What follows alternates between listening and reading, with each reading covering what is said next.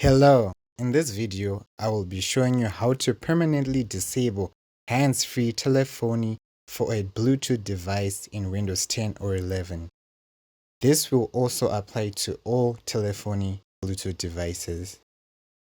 What you can do is go on your Windows icon, right-click, then click on Run.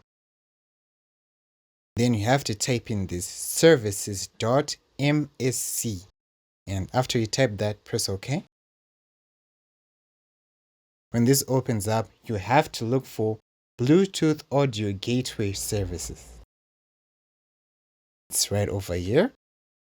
Then right-click, go on Properties. Once you open Properties, then you have to click on Stop. And then go on Manual, then click on Disable. Click Apply. After you do that, you have disabled all the telephony Bluetooth devices.